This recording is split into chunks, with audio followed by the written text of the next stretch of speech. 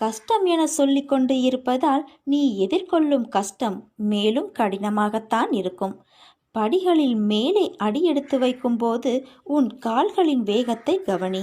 அதே போல நீ கீழே அடியெடுத்து வைக்கும்போது உனது அடிகளை பார். இரண்டும் ஒன்று போலத்தான் இருக்கும். ஆனால் நீ எடுத்து வைக்கும் அடியில் மேலும் கீழும் வித்தியாசங்கள் இருக்கிறது. அதை போல வாழ்வில் மேலோங்கிய நேரத்தில் அவர்களுக்கான எல்லாம் உயர்வாகத்தான் இருக்கும். அதே போல மேலே ஏறிய அடிகள் மீண்டும் கீழே நோக்கி அடிகள் வரத்தான் செய்ய வேண்டும். வாழ்வில் உயர்வு தாழ்வு என எல்லாம் யதார்த்தம்தான். ஆனால் அதை புரிந்து நீ எடுக்கும் அடிகளில் உன் பலத்தை சோதிக்கும் அளவிற்கு கடினங்கள் வந்தாலும் அதை தாண்டி நீ அடிகளை எடுத்து வைக்க வேண்டும். வாழ்கின்ற வாழ்க்கை என்பது ஒரு வட்டத்தின் வடிவுகள்தான். அதனுள் நமக்குள் நாம் ஈட்டிக்கொள்ளும் அளவுகோல் என்பது நம்மை எச்சரிக்கும் அபாயமணி. போகும் அடிகள் சரிதானா, அவைகள் உன்னை கொண்டு போகும் திசை சரிதானா என்று உனக்குள் நீயே எச்சரிக்கும் அபாயமணி அது. உன் மனதில் உனக்கும் எழும் எச்சரிக்கை மணியாய் என் குரல் உனக்கு என்றும் இருக்கும். அந்த வட்டத்திற்குள் மாயை என்ற நிழல் பின்தொடர்ந்தால் உன்னுள் நீ போடும் வட்டத்திற்குள்ளே மாயையுடைய ஆதிக்கம் ஆரம்பிக்கும். அதுதான் என்னிடமிருந்து உன்னை தூரப்படுத்தி ஆசைகளை அருகில் கொண்டு வர வைக்கும். அவற்றை தடுக்க நீ உன்னை அந்த வட்டத்திற்குள்ளிருந்து இழுத்து கொண்டு மேலோங்கி வா. என் கையை தருகிறேன். என் பலத்தின் மொத்தமாக உன்னிடம் காண்பாய். காலங்களும் நேரங்களும் தான் பதில் சொல்வது என்று உனக்கு நான் உன் சாய்தேவா கூறுவதன் காரணம் அதில் உனது பொறுமையும் நம்பிக்கையும் சகிப்புத்தன்மையும் நிலைத்து நிம்மதியான வாழ்விற்கு விருட்ச மரமாய் உருவாக்குவதற்காகத்தான். என்றும் என் அரவணைப்பில் வளர்ந்து நீ என்றென்றும் நீடோடி வாழ்வாய். வாழ்க்கையில் உள்ள சில தருணங்கள் ஏன் எப்படி என்ற கேள்விகளும், ஏன் பிறந்தேன், எதற்கு என்னை படைத்தீர்கள் என்ற புலம்பல்கள் உன் வாயிலிருந்து நீ பேசுகிறாயா? உன் புலம்பல் உனக்கான தீர்வாய் அமைந்துவிடும் என்று நினைக்கிறாயா? மேலும் அது உன்னை அந்த சூழலில் அமுக்கி மறுபடியும் உன்னை அதே சூழ்நிலைகளில் மேலோங்கத்தான் செய்யும். அந்த சூழ்நிலைகள் உன்னை அமுக்கி மூச்சை திணற வைக்கும். சுற்றியுள்ள சூழ்நிலை உனக்கு மன அழுத்தத்தை ஏற்படுத்தும். ஆனால் அவைகள் உன்னை காயப்படுத்தாது. நான் உன்னை காப்பாற்றுவேன். வீணாய் உன் நிம்மதியை தேவையில்லாத விஷயங்களுக்காக தொலைத்து கொள்ளாதே. உனக்கு வர வேண்டிய நேரத்திற்கு எல்லாம் நல்லபடியாக வந்தடையும். அதற்கான காலமும் நெருங்கிவிட்டது. ஏக்கங்கள் கொள்ளாதே, அது உன்னை வெறுமையாக்கிவிடும். நமக்கென்று சாய் தேவா தரும் எல்லாம் நல்லதுக்கே. சில விஷயங்கள் நடக்க தாமதமானாலும் அதற்கென்ற காரணம் நமக்கு நல்லது மட்டுமாகவே இருக்கும். நல்லது என்ற விஷயம் கிடைக்க தாமதமாகலாம், ஆனால் உனக்கு கண்டிப்பாக நல்லதே நடக்கும். என் கையிலிருந்து ஆசி பெற்று சந்தோஷமாக நீ வாழ்வாய். உன் வாழ்க்கையில் மழை அடித்து கொண்டே இருக்கிறது. என்ன செய்வதென்று அறியாமல் வெள்ளத்தில் தத்தளிக்கிறாயா? ஒதுங்கக்கூட இடைவெளி இல்லை, கண்ணீர் வழிகிறது என்று வருந்தாதே. உன் வாழ்க்கையில் புயலாய் சூறாவளியாய் வந்த அனைத்து சீற்றங்களும் வந்த தடம் தெரியாமல் மறையப் போகிறது. மாயை நிறைந்த இந்த உலகில் நேர்மறையாய் வாழ்வது என்பது சவாலான செயல்தான். நேர்மறையில் வாழும்போது எதிர்மறையின் தொந்தரவும் மாயை விதி என்ற ரூபத்தில் இருக்கத்தான் செய்யும். முன்னே உன் கால் சென்றால் நிழல்களாய் எதிர்மறை உன்னை பின்தொடரத்தான் செய்யும். அதனால் உன் மனதில் சோகம் என்ற நூலாம்படையை சேர விடாதே. அது உன் மனதை முழுக்க முழுக்க தூசியாய் ஆக்கிவிடும். உன்னை பாதிக்கும் எந்த ஒரு நிகழ்வையும் தூக்கி எறிந்து செல். உன் மனதிற்கு ஒரு புத்துணர்ச்சி கிடைக்கும். நீ என் பரிபூரண அருளும் ஆசிர்வாதமும் அன்பும் பெற்ற என் செல்ல பிள்ளை. நீ என்னை உள்ளத்தில் நினைத்தாலே போதும். உன் பிரார்த்தனைகள் என் செவிகளுக்கு வந்துவிடும். நிச்சயம் நான் அதை நிறைவேற்றுவேன். அதுவரை நீ பொறுமையோடு காத்திரு. நீ ஏன் இப்படி எதற்கெடுத்தாலும் கலங்கிக் கொண்டு இருக்கிறாய்? சற்று பொறுமையாக இரு. சிறிது தாமதமாகலாமே தவிர உனக்கு நடக்க இருக்கும் நன்மையை யாரும் தடுக்க முடியாது. அளவு கடந்த கஷ்டத்தை அனுபவிக்கிறாய் என்று வருத்தமடையாதே. உனக்காக எல்லையில்லா சந்தோஷம் காத்திருக்கிறது. நீந்தி தத்தளித்து வாழ்கின்ற வாழ்க்கை என்றைக்கு நமக்கு மாறும் என்று ஏக்கத்துடன் காத்து கொண்டிருந்தாயல்லவா? உன் வாழ்க்கையில் நீ நினைத்து பார்க்க முடியாத அளவிற்கு மாறப்போகிறது. எல்லா சுப காரியங்களும் உனக்கு இனிமேல் நடைபெறும். அதை என் ஆசிர்வாதங்களுடன் அன்புடன் நீ பெறத்தான் போகின்றாய். பாக்கியம் கொண்ட ஆண்மானி. என் குரு, என் கடவுளும் உன்னை ஆசிர்வதிப்பார். இது உன் சாயப்பாவின் என் சத்திய வாக்கு. நீ என்றுமே என் அருளும் ஆசியும் பெற்ற என் அன்பு குழந்தை. நானே கதி என்று வாழ்கிறாய். பிறகு ஏன் இந்த அழுகையும் மனக்குழப்பமும் உனக்கு? வாழ்வில் சில ஏமாற்றங்களை உனக்கு நான் தருகிறேன் என்றால் அதில் உனக்கு நன்மை உள்ளது என்பதை முதலில் நன்கு உணர்ந்து கொள். அமைதி கொள். நிலையான நிம்மதியை நீ பெறப்போகிறாய் குழந்தையே. நீ தினமும் என்னிடம் செய்யும் பிரார்த்தனையை நான் கேட்டுக்கொண்டுதான் இருக்கிறேன். அதற்கான பலனை இந்த வியாழனில் உனக்கு நான் தருகிறேன். அதை நடத்தி தர வேண்டியது உன் தந்தையான என்னுடைய பொறுப்பு. எவருக்கும் தெரியாமல் நீ சிந்தும் கண்ணீரை நான் அறிவேன். பேருக்கு ஒரு புன்னகையை நீ முகத்தில் வைத்திருக்கின்றாய். ஊருக்கு நீ படும் துன்பங்களும் வேதனைகளும் தெரியாது. உனக்கு ஆறுதலாக பேசுவது போல சிலர் உன்னிடமே நடித்து நாடகம் ஆடிக்கொண்டு இருக்கிறார்கள். அது அனைத்தும் நான் அறிவேன். உன் உள்ளத்தையும் நான் அறிவேன். என்னையன்றி இவ்வுலகில் உன்னை யார் அறிவார்? நீ எதற்கும் கலங்காதே. என் வார்த்தைகள் மீது மட்டும் நீ நம்பிக்கை கொள் என் குழந்தையே. நமது மனம் என்ற கூட்டில் எத்தனையோ எண்ணங்களும் சிந்தனைகளும், அவற்றில் நல்லதும் எதிர்மறையும் எத்தனைகள். உன்னை அறிந்தும் உன்னை அறியாமலும் எத்தனை மாற்றங்கள் உன் மனதில். இவைகள் எல்லாம் காற்றைப் போல அலைந்து கொண்டே இருக்கையில் உன் மனம் என்பதற்கு அமைதி என்ற வார்த்தையே எப்படி நுழையும்? உன் மனதை சாந்தமாக வைத்துக்கொள். உன்னை மாற்ற நான் அமைதியாகவும் செயல்படுவேன். கோபம் கொண்டு உன்னை மாற்றவும் செய்வேன். எனக்கு தேவை என் பிள்ளை மனதில் இருக்கும் எதிர்மறைகளை அறவே மாற்றி நேர்மறையாக மாற்றுவது மட்டுமே என் குறிக்கோள். வாழ்வில் அமைதியின்மை, கோபம் இவைகள் எல்லாம் உன்னை எல்லா விஷயங்களிலிருந்தும் தூரப்படுத்தும், உறவுகளிடமிருந்தும் தூரப்படுத்தும். அதனால் உன் மனதில் எழும் கோபத்தை குறைக்க முதலில் எல்லாவற்றையும் சாதாரண கண்ணோட்டத்தில் எடுத்து பழகு.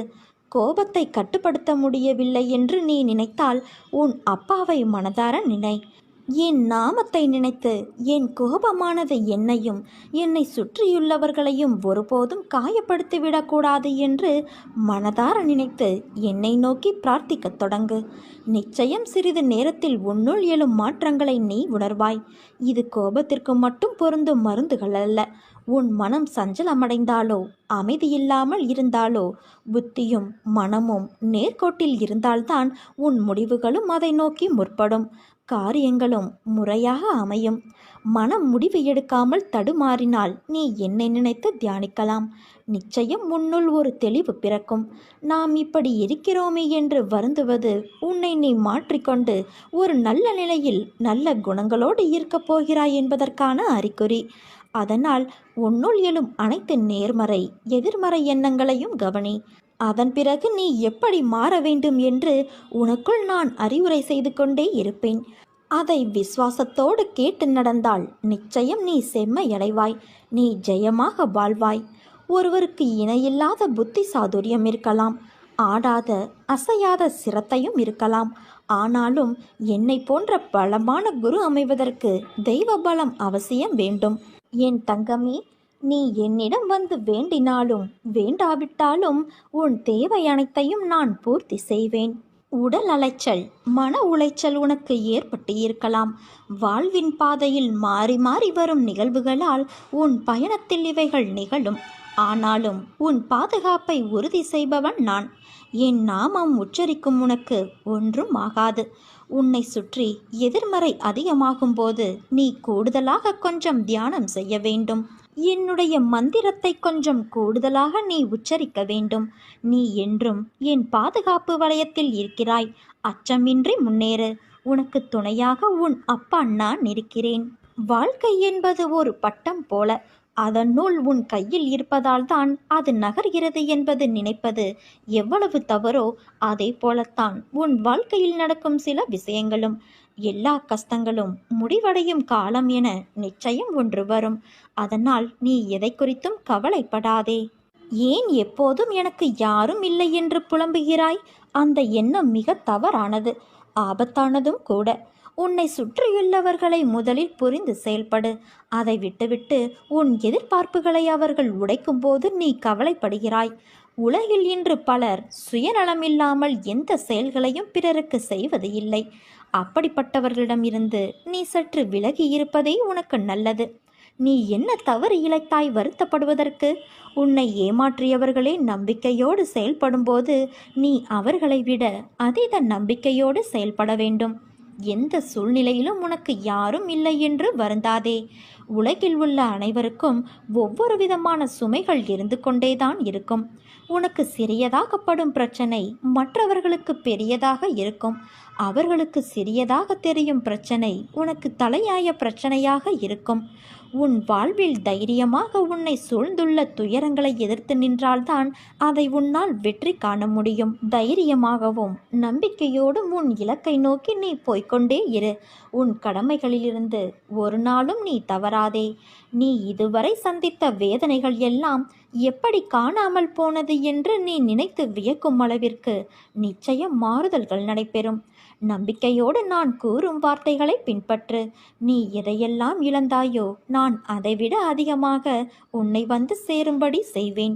எல்லாம் தெளிவு பெற்று நீ வாழ்வில் முன்னோக்கி மகிழ்ச்சியாய் செல்லும் காலம் வந்து விட்டது.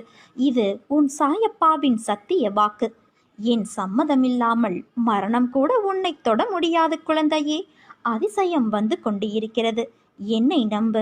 நீ நினைக்க முடியாத மிகப்பெரிய அற்புதத்தை உன் வாழ்வில் நான் விரைவில் நிகழ்த்துவேன். நல்ல செய்தி ஒன்று உனக்காக காத்து கொண்டு இருக்கிறது. மகிழ்ச்சியோடு நீ தயாராக இரு. என் அருகில் நீ இருக்கும் பாக்கியம் உனக்கு கிடைக்க வேண்டும். அதன் பிறகு உன்னால் தாண்ட முடியாதது எதுவுமே இல்லை. கொஞ்சம் கொஞ்சமாக அனைத்து விஷயங்களும் ஓர் ஒழுங்கிற்கு வந்து நிற்கும். ஓய்வெடுப்பதோ பேசுவதோ நடப்பதோ எந்த வேலையை செய்தாலும் சரி, ஒவ்வொரு கணமும் அசைக்க முடியாத நம்பிக்கையை என்னிடம் கடைபிடித்தால் பக்தன் தான் விரும்பிய மனோரதங்கள் அனைத்திலும் நிச்சயம் நிறைவு பெறுவான். உண்மையை உணர நாம் போராட வேண்டும். இறைவன் எப்போது நமக்கு கேட்டதை கொடுப்பார் தெரியுமா? ஒரு சின்ன கதை. 5 வயது சிறுமி தன் அம்மாவோடு சூப்பர் மார்க்கெட் சென்றிருந்தாள். அங்கே ஒரு முத்து மாலையை பார்க்குறா. அது வேணும்னு தன் தாய்கிட்ட அடம் பிடிக்கிறா. இது அழகா இருக்கு, ஆனால் விலை அதிகமாக இருக்கே. அது தவிர இது தரமில்லாத பிளாஸ்டிக் மாலை அப்படின்னு சொல்கிறாங்க தாய். நான் உன்னோட பிறந்த நாளைக்கு அப்பா கிட்ட சொல்லி ஒரு ரியலான ஒரிஜினல் மாலை வாங்கி தர சொல்கிறேன், இது வேணாம் அப்படின்னு சொல்கிறாங்க அம்மா. ஆனால் அந்த சிறுமி அழுது பிடிவாதம் செய்து அந்த பிளாஸ்டிக் முத்து மாலையை வாங்கிக்கிறா. அந்த சின்ன குழந்தைக்கு அந்த முத்து மாலை ரொம்பவே ஃபேவரட்டான பொருள். அதை எங்கே போனாலும் தன் கூடவே வச்சிருப்பா. பள்ளிக்கு போகும்போதும் நண்பர்கள் கூட விளையாடும் போதும் படுக்கும்போது கூட தன் கழுத்திலேயே போட்டிருப்பா. பிளாஸ்டிக் மாலையை கழுத்திலேயே போட்டிருந்தா அலர்ஜியால் கழுத்து நிறம் மாறிடும் அப்படின்னு என்னென்னவோ தாய் சொல்லியும் அதை கேட்கல. எப்போதும் அதை பிரிய மனமில்லை அந்த குழந்தைக்கு. அந்த சிறுமியின் அப்பா ரொம்ப அன்பானவர். தினமும் அவர் குழந்தை படுக்க போகிறதுக்கு முன்னாடி அவருக்கு கதை சொல்வார். ஒரு நாள் கதை சொல்லி முடித்ததும் கேட்டார், மகளே, என்ன உனக்கு பிடிக்குமா அப்படின்னு கேட்குறாரு. ஆமாம்ப்பா, எனக்கு ரொம்ப பிடிக்கும். அப்போது உன்னோட முத்து மாலையை எனக்கு தரியா அப்படின்னு அப்பா கேட்குறாரு. அது மட்டும் முடியாதுப்பா, நீங்கள் வேற எதுனாச்சும் எடுத்துக்கோங்க. என்னோட பிங்கி பொம்மையை வேணால் எடுத்துக்கோங்க, ஆனால் முத்து மாலை மட்டும் நான் தரமாட்டேப்பா அப்படின்னு அந்த குழந்தை சொல்கிறா. பரவாயில்ல குட்டிமா அப்படின்னு புன்னகையோட பதில் சொன்னார் தந்தை. இன்னொரு நாள் மீண்டும் கேட்குறாரு, என்ன உனக்கு பிடிக்குமா? ஆமாப்பா, ரொம்ப பிடிக்கும். அப்போது உன்னோட முத்து மாலையை தரியான்னு மறுபடியும் கேட்குறாரு. மறுபடியும் அந்த குழந்தை, முடியாதுப்பா, நீங்கள் வேற எதையாச்சும் எடுத்துக்கங்கன்னு அதே பதிலை சொல்கிறா. திரும்ப திரும்ப தந்தை கேட்கும்போது இந்த குழந்தை திரும்பவும் அதே பதிலை தர முடியாதுன்னே சொல்கிறா. சில நாட்களுக்கு பிறகு ஒரு நாள் தந்தை இரவு கதை சொல்ல வந்தபோது சிறுமி ஒரு தயக்கத்தோட, இந்தாங்கப்பா அப்படின்னு சொல்லிக்கிட்டே ஒரு சிறிய பெட்டியை திறந்து அதிலிருந்து அவளின் விருப்பமான முத்து மாலையை எடுத்து தந்தையின் கைகளில் தரா. அது பழசாகியும் சில முத்துக்கள் உடைந்தும் போயிருந்துச்சு. அதை ஒரு கையில் வாங்கிக்கிட்ட தந்தை மறு கையால் தன் பாக்கெட்டில் இருந்து ஒரு நீல வெல்வெட் பெட்டியை எடுக்கிறாரு. அதில் உண்மையான முத்துக்களால் ஆன ஒரு அழகிய முத்து மாலை இருக்கு. அவர் அதை தன்னோட எப்போதும் வச்சிருந்தாரு. குழந்தை தன் மலிவான மாலையை தருவதற்காக காத்திருந்த அவர் அதை தந்தவுடன் அந்த உண்மையான மாலையை குழந்தைக்கு கொடுக்கிறாரு. இதை உனக்கு தருவதற்காகத்தாண்டா குட்டி நான் தினமும் அந்த பிளாஸ்டிக் மாலையை கேட்டேன் அப்படிங்கிறாரு தந்தை. இந்த தகப்பன் யாரும் அல்ல, நாம் எல்லோரையும் படைத்த இறைவன். அந்த குழந்தைதான் நாம். ஆமாங்க, இதே போலத்தான் நாமும் நம் வாழ்க்கையில் சில மலிவான விஷயங்களை கெட்டியாக பிடிச்சிக்கிட்டு கைவிடுறதுக்கு தயாராக இல்லை. அத்தகைய போலியான விஷயங்களை கைவிட்டா இறைவன் உண்மையான நிரந்தரமான நிம்மதியை நமக்கு பரிசளிப்பார். நம்முடைய மோசமான பழக்கங்கள், செயல்கள், தீய நட்புகள், உறவுகள் போன்ற எது வேண்டுமானாலும் நம்மோடு மிகவும் பின்னி பிணைந்திருக்கலாம். அவைகளால் நமக்கு பாதிப்புன்னு தெரிஞ்சும் கூட கைவிட கடினமானவைகளாக கூட இருக்கலாம். ஆனால் அவைகளையெல்லாம் விட சிறந்தவைகள் நமக்காக காத்திருக்கிறது. அத்தகைய சிறப்பான ஒன்றை நாம் பெற வேண்டும் அப்படின்னா போலியான மலிவான விஷயங்களை நாம் கைவிடத்தான் வேணும். அன்பே வடிவமான இறைவன் சிறந்த ஒன்றை தராமல் நம்மிடமிருந்து எதையும் எடுத்துக்கொள்வது இல்லை. எனக்கு அறுசுவை உணவை படையலிட்டு நீ திருப்தி அடைவதை விட இல்லாதோர், வாயில்லாத ஜீவராசிகளாகியோருக்கு உணவளிப்பதால் நான் திருப்தியடைந்து உன்னை மிகவும் நெருங்குகிறேன். என் வார்த்தைகளின் மீது நம்பிக்கை வை, உனக்கு மன நிறைவு கிடைக்கும். எப்போது நீ நினைத்தாலும் அப்போதே நான் காட்சியளிப்பேன். வாகனத்தில் வலம் வருவேன், கடைகளிலே காட்சியளிப்பேன். பாடலாக நான் வருவேன், பட்சிகளாய் பறந்து வருவேன், விலங்குகளாய் அருகில் நிற்பேன். கருணையோடு நீ கண்டால் காற்றாக கூட நான் உன் அருகில் வருவேன். என் கஜானா என்றும் உனக்காக நிறைந்தும் திறந்தும் வைத்துள்ளேன். அள்ளிச் செல்ல 1000 பொக்கிசங்கள் இருந்தும் நிலையற்ற ஆசைகளை அள்ளிச் செல்வது ஏன்? உன் மனதை என்னிடம் கொடுத்துவிட்டு நான் கொடுத்ததை வைத்து நீ மகிழ்ச்சியாக இரு தங்கமே. என்னை நீ சிலையாக நினைத்தாலும் மலை என்று சொன்னாலும் என் பிள்ளையாக உன்னை நான் என்றும் காத்து வருவேன். அமைதி தேடி அங்கும் இங்கும் அலைவதை விட என் ஆலயம் வா. அமைதி, ஆறுதல், அருள் என அனைத்தும் உனக்கு கிடைக்கும்.